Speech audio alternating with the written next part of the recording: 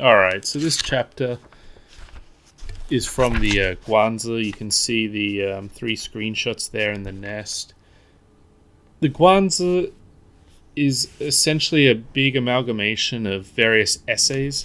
So in the Han Dynasty, they were trying to recover old ancient texts prior to unification time and, edit them, figure out who wrote them or where they're from and how they should be organized. And one of the ways they wound up organizing a bunch of texts was in this big collection called the Guanzi. Guanzi is it's named after a minister from much more remote antiquity. It's not like mythological antiquity, but we're talking like, I don't know, 7th or 6th century BC. So quite far back. And it's unlikely that really anything in this book was written by that guy. He's a famous minister, but it's clear that this is an amalgamation of many different essays from many different hands from different places, and it's written, it's compiled like 600 years after that minister's dead. So yeah, probably not that minister, but it's called the Guanzi, and this is a particular chapter inside that collection called the Zhou He. You can see probably from the screenshot there that Alan Rickett does a full translation of the Guanzi, and he translates the Zhou He as the all-embracing unity, which kind of makes sense, especially the context of the chapter. The chapter itself consists of a series of statements, so there's 13 statements. And so in the first screenshot there, you see statement 13 is the last one. And then when it's given these 13 statements, which presumably, it's not written by Guanzhong, presumably, but who knows who they were written by. They're presumably very ancient statements. And then they're accompanied by an explanation where presumably a different author then explains these ancient statements. The one I picked, obviously, is of interest to me because it's more...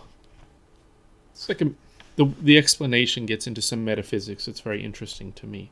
A very monistic sort of metaphysics where everything is subsumed by one. And you'd probably get that from the name of the chapter, right? All-embracing unity. In terms of who... whether it has one author, Alan Rickett's opinion seems to be that, and it makes sense to me, that the statements must be just some very ancient material, and then the explanation, which is really the interesting part to me, is probably from some people around the 2nd century BC.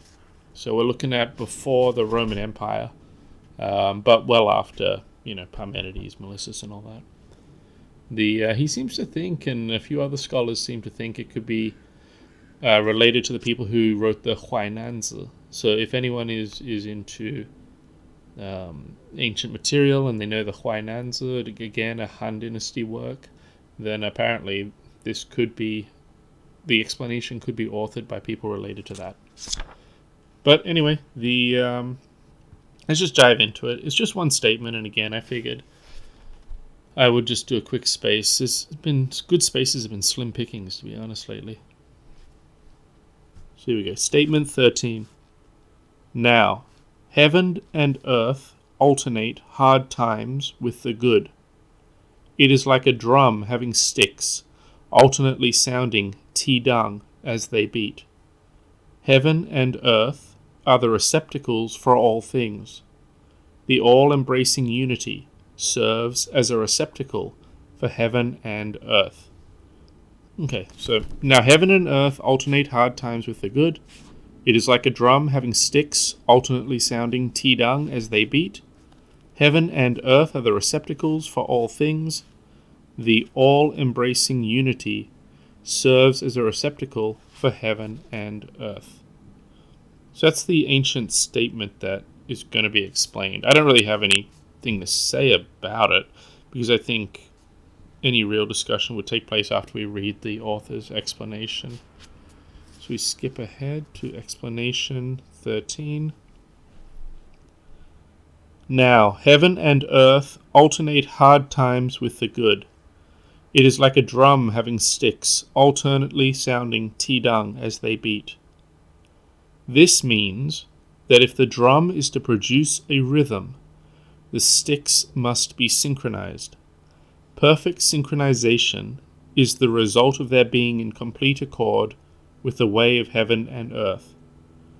The shadow of something crooked will not be straight, nor will the echo of a discordant sound be sweet. For this reason, the sage who wishes to see clearly the nature of things must consider the category from which they have come. Therefore, the virtuous prince is careful to heed what he puts first. Heaven and earth are the receptacles for all things. The all-embracing unity serves as a receptacle for heaven and earth. Since heaven and earth contain all things, the statement says that they are the receptacles for all things. The scope of the all-embracing unity penetrates above the heights of heaven and reaches below the depths of earth. Externally, it extends beyond the four seas. It binds together heaven and earth to make them a single bundle, and then separates them so that there is nothing in between. We cannot name it, but we describe it as being so great there is nothing beyond, and so small there is nothing within. Therefore the statement says, the all-embracing unity serves as the receptacle for heaven and earth. That section there is actually why I bothered making this space. That second paragraph. I'm going to stop looking at my phone screen trying to read it, because that's how you guys can see it. I got the book here. Let me just flip to it again, because that's really what I wanted to discuss, and hopefully some of you guys will request a mic and weigh in on it. But it's not that what's being said is uncommon. I just think it's very well said in certain places and very relevant to my interpretation of the Eleatics and what I take from this sort of philosophical Taoism or metaphysical Taoism. Not to say that my interpretation, there's many Taoist authors, but not to say my interpretation is particularly good or the one that they would endorse, but there's a few points that I think are really interesting in philosophical Taoism that relate really well to the Eleatics. So here we go. That second screenshot, or is it the second for you guys? Hold on. No, it's going to be the third. Okay, so the third screenshot there. Heaven and earth, it's going to be on the bottom of the second going to the third. Heaven and earth are the receptacles for all things. The all-embracing unity serves as the receptacle for heaven and earth. Okay, so that is the statement that's in the first screenshot on yours. Let's see what line it is. Yeah, it's the second last and last line. And then when he comes to interpret it, he says, since heaven and earth contain all things, the statement says that they are the receptacles for all things. Okay, so by receptacle we just mean they contain them, but in what sense are they containing them? The scope of the all-embracing unity penetrates above the heights of heaven and reaches below the depths of earth. Externally, it extends beyond the four seas. It binds together heaven and earth to make them a single bundle, then separates them so that there is nothing in between. Okay, so before that last sentence I read, the scope of the all-embracing unity. So what is the scope of this thing that we're talking about? Because again, the last line of that statement, the all-embracing unity serves as a receptacle for heaven and earth. What's the line before that? Heaven and earth are receptacles for all things. So we've got this hierarchy almost, because we've got all things, and they're contained in heaven and earth. And then we've got heaven and earth, and it's contained in Zhou He, or the all-embracing unity.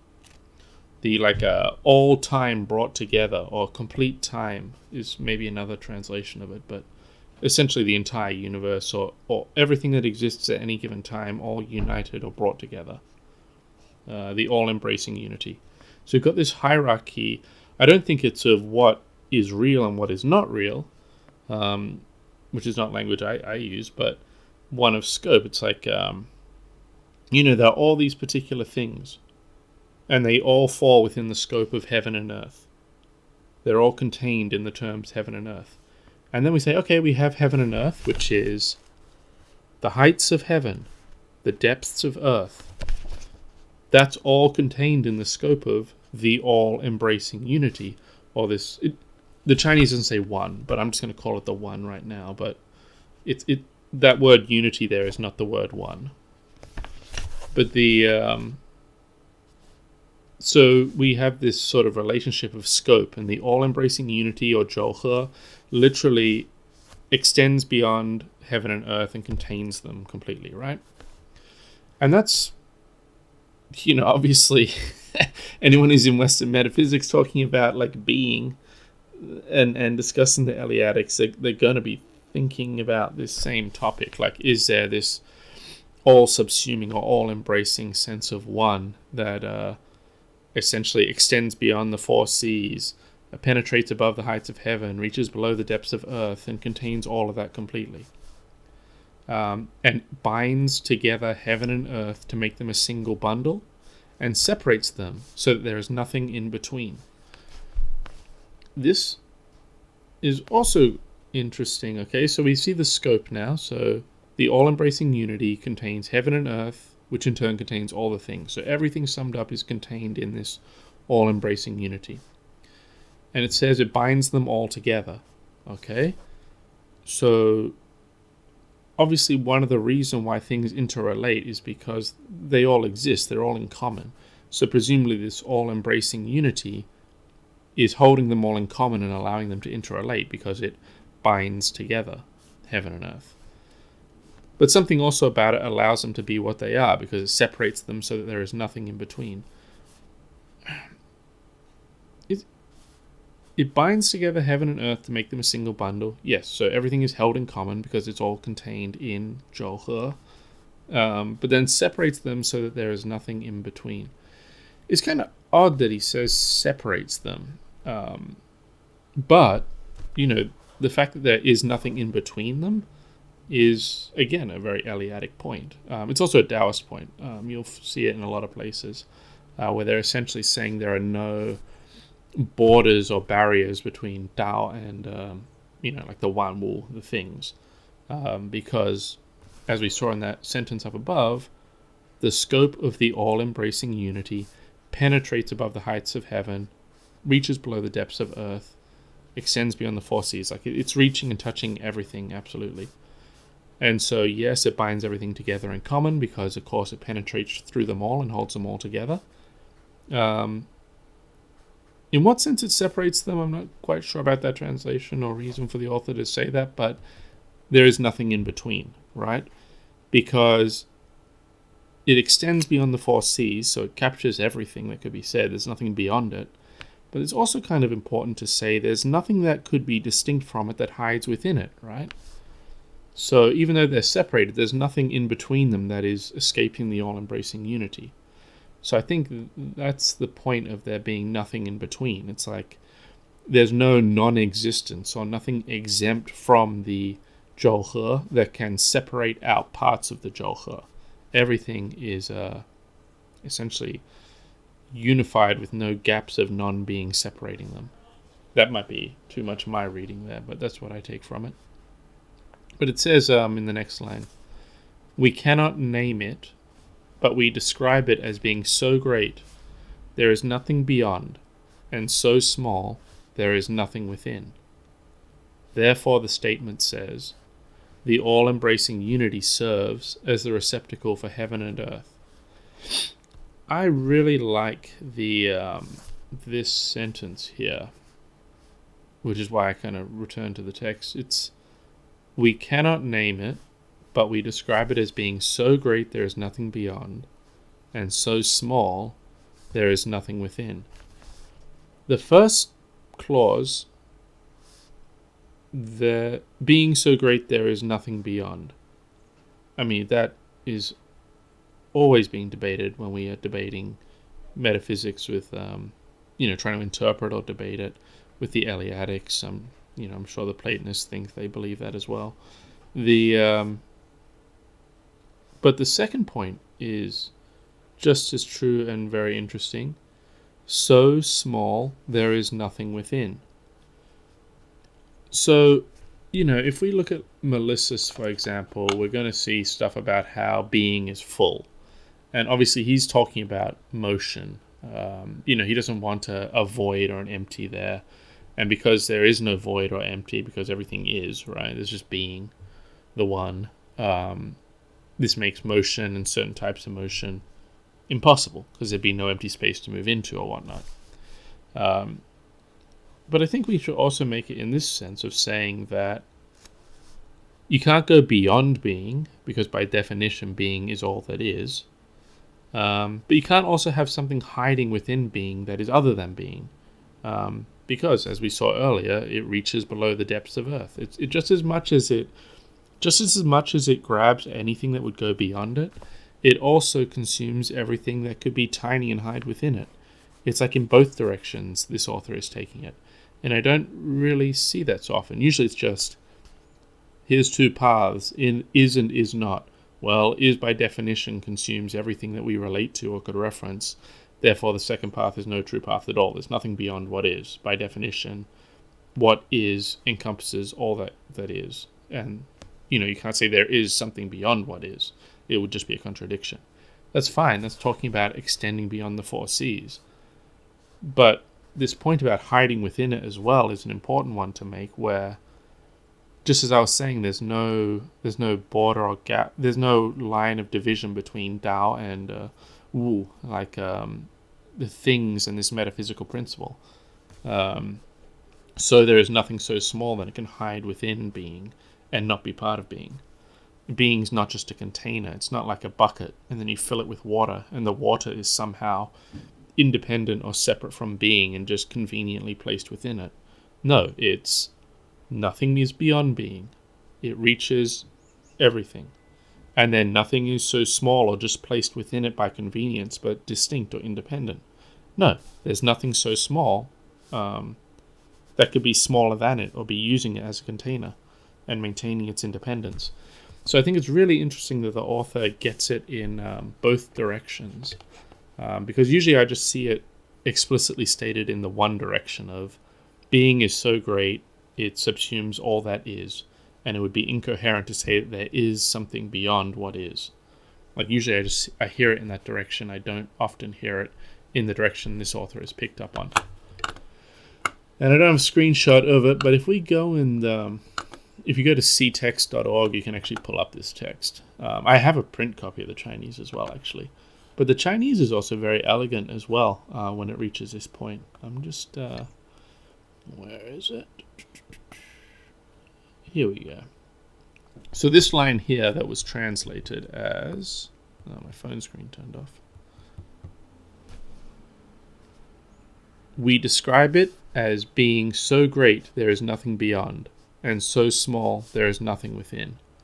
That line in Chinese is 大之无外，小之无内. So 大之无外 is just literally so great, nothing outside, basically. Great, nothing beyond it or outside of it. 小之无内 is so small, there's nothing inside it. Like small with nothing inside it, big with nothing beyond it. It's very elegantly written, and immediately follows with the 故曰有托天地. So it's therefore the statement is it's the receptacle for heaven and earth, or it's whole, what we were saying earlier. So it's so elegantly written. It's just like so big, there's nothing beyond it or outside of it. Small in the sense that there's nothing, in it. It's so small it would be the smallest thing. It's so big it is whatever else there is. And so therefore it's called a receptacle of heaven and earth. And we just understood earlier in this space heaven and earth as being a receptacle as containing or being a broader scope or thoroughly subsuming something. So things are thoroughly contained in or subsumed by heaven and earth. Heaven and earth is contained in or thoroughly subsumed by Zhou He, or the all-embracing unity. And then for the all-embracing unity, we say it's big in the sense that there's nothing outside of it, and it's small in the sense that it is the smallest thing, right? There's nothing inside of it, nothing else hiding inside of it. It is the smallest thing.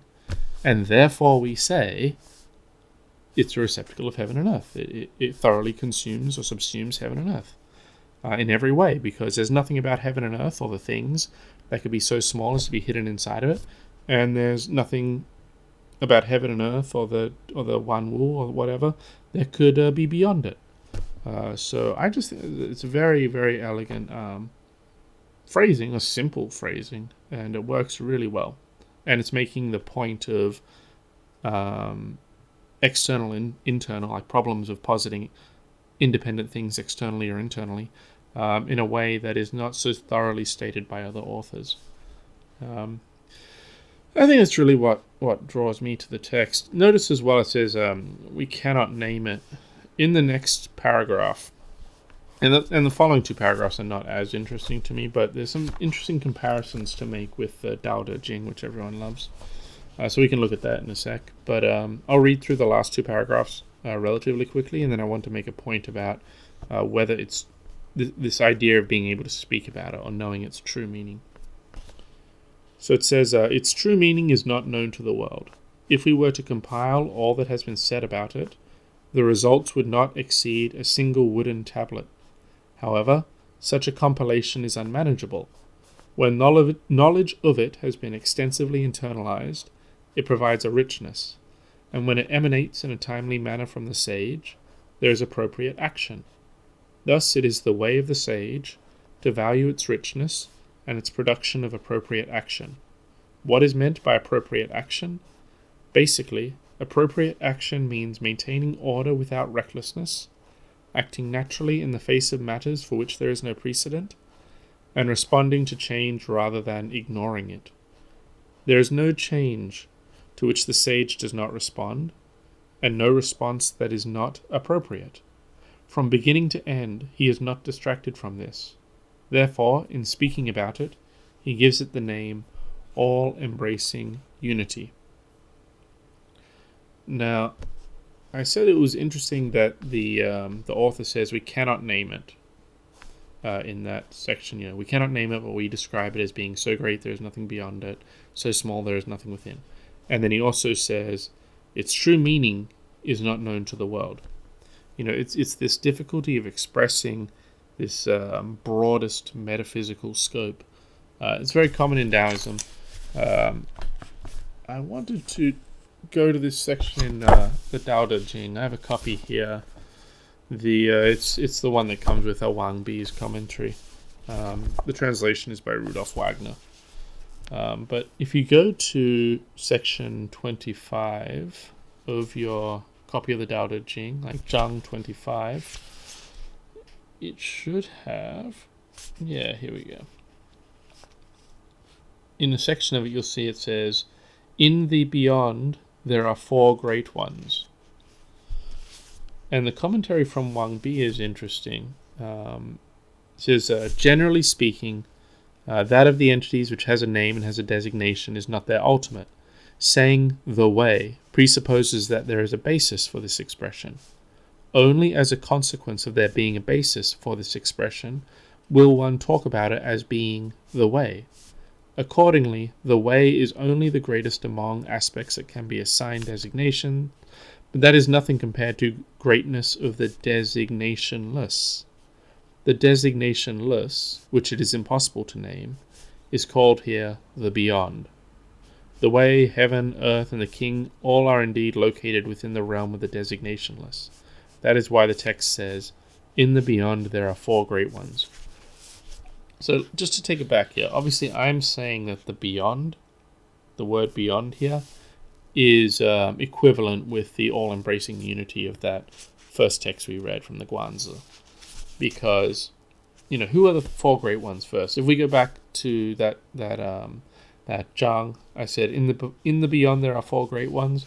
Well, right before that, it names them. It says, the way is great, heaven is great, earth is great, the king too is great. So in the beyond, there are these four great ones that we just mentioned. The way, heaven, earth, king. Right? And the commentary's issue here, or concern in interpreting it, is saying, if we talk about the way, yeah, we can give it some meaning, and, there's a basis for this expression. And then if we talk about, I suppose, heaven and earth, yeah, we can talk about those. They have particular details. They make sense in a certain context. If we talk about the king as well, there you go. There's another great one. We can talk about him. He makes sense. He has a social context. But the beyond, it's impossible to give it a designation or a clear definition. So it says the designationless, which is impossible to name, is called here the beyond. Because it doesn't have a context. It is all context, it's all meaning. And so when we look here, so again, the beyond in this, so you could translate it as the realm or the domain or whatever contains everything. The in Dao De Jing, the beyond is containing or subsuming all of these meaningful terms that are, have a limited meaning, I suppose. The Tao we can speak of, heaven, earth, king. And here, the all-embracing unity is also this sort of receptacle or container that contains heaven, earth, and all things. And just like the commentator here, Wang Bi, is saying, Lao Tzu cannot give the beyond or the realm a name. He can't really talk about it. He can talk about the great ones that are within it and have a context and have some particular assignable meaning, but he can't really say anything about the beyond. It just is what it is. Well, he doesn't. That last bit was me. But again, what do we say about the all-embracing unity that again contains the four great ones? We say we cannot name it. Its true meaning is not known to the world. It's this mysterious thing that really you can't say anything specific about it. Presumably because if you say something specific about it, you'll be limiting it in some way or cutting off some of its meaning. Because again, the beyond or the all-embracing unity, this grand oneness of all existence or all affirmative, whatever can be mentioned, penetrates above the heights of heaven and reaches below the depths of earth. There's nothing so big that is beyond it, and there's nothing so small. Well, it's so big there's nothing beyond it, and it goes down to the most minute detail that there's nothing hiding within it. So even our descriptions would, be consumed by it, I suppose. So it becomes this sort of unspeakable mystery almost. Other than the fact that it contains all, it just unifies all. So I think that's an interesting comparison with the Eleatics. I don't even think it's a comparison. I just kind of read it the same way. Although I know that Taoism or these ancient Taoist works, they have a different focus than the Eleatic authors often. And there's many ways I would call them non-Eleatic. But on this particular point, I just see a lot of similarity and common ground in recognizing that just as the Goddess says there's only one path of truth that it is, and everything kind of has to fall on that path. Here we have a unnamed, likely early Han Dynasty author commenting on an ancient statement that predates him and understanding this term of all-embracing unity as essentially containing and penetrating absolutely everything about heaven and earth and the things. It's like an all, if you have something or you have heaven and earth, well, it's within that all-embracing unity. It's somehow penetrated by it and in no way extends beyond it, and in no way has independence and hides within it. There's no independence or boundary cutting off the unity from the things. And that's also my interpretation of the Eleatics. There's no independence or non-existence where something could retreat to away from being. Being is sort of that all-subsuming whole that penetrates the heights of heaven and reaches below the depths of earth. So that's sort of all I had to say. It just revisiting the Guans every so often as I do, and it's an interesting chapter, and I really wanted to procrastinate and not do my time log for work. But But if anyone wants to comment or request the mic, please feel free. Otherwise, I'll probably shut it out there. And like I said, I usually upload these to YouTube, so I will probably just throw it up there as my musings. Thank you, Heraclitus, for attending. Clinken, I don't know if we've ever chatted, but good to see you. And I will log off. See ya. Oh, we got a request from Mike. Here we go. Approve, Clinken. There you go, mate. Have you got the mic? You able to speak? Yes, sir. Well, thank you very much. I was wondering, just before you log off, what's the translation you recommend of the text you're reading, but also your preferred translation of the Tao Te Ching? Okay, so the text I'm reading, I want to say the only complete translation is going to be from Alan Rickett. And yeah, I've got his surname in the that screen. Yeah, I don't know how easy it is to get the book anymore. So I got this book maybe 20 years. It would have been 20 years ago, and I've just kind of lugged it around with me the whole time. So I don't know if it's still in print or not, but I'm fairly sure he's still the only person that did a complete English translation. You can get the so if you have any interest in ancient Chinese, the Chinese text is available at CText. They have the whole text up there.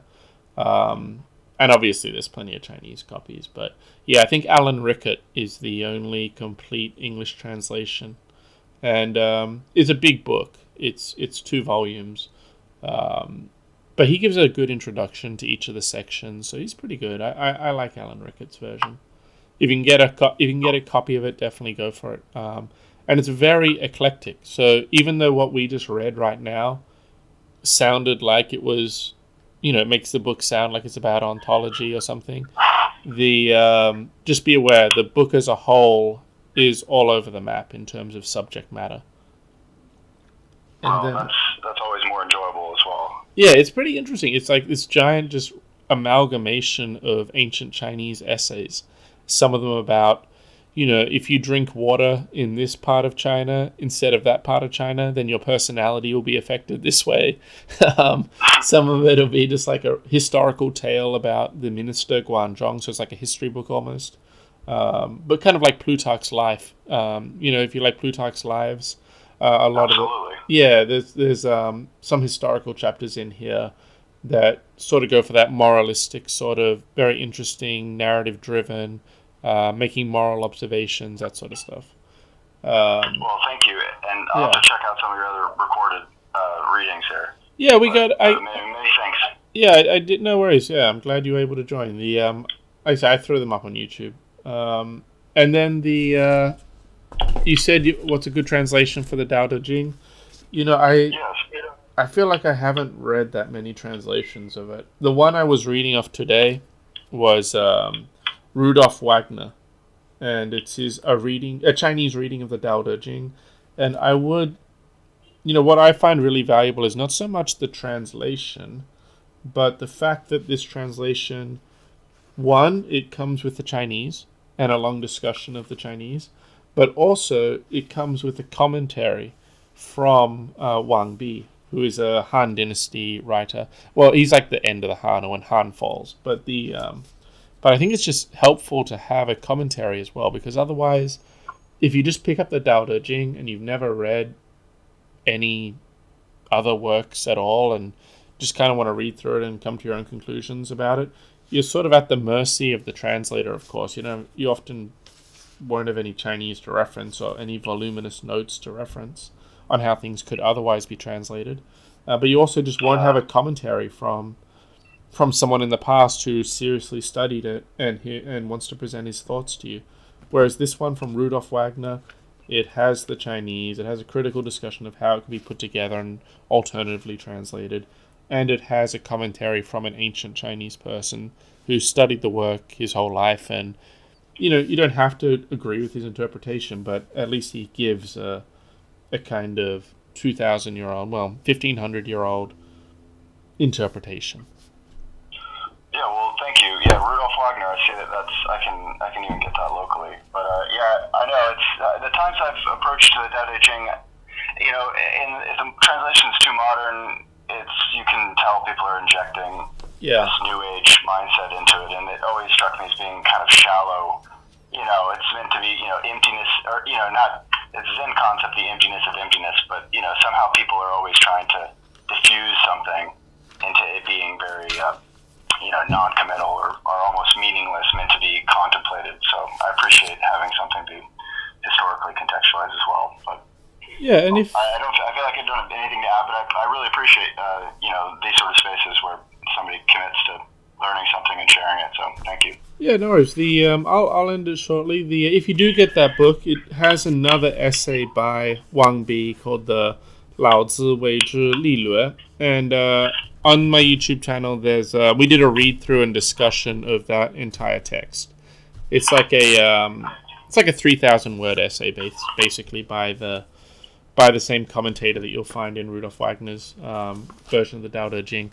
And so he wrote his own essay about Taoism as well. And so I did a read through and we discussed that. But great, well, check it out. Thank you very much. Yeah, well, thanks for joining in, guys. I'll close it out there, and let me give you a follow, Clinton. I'll follow you back, and then I'll see everyone around. See you later.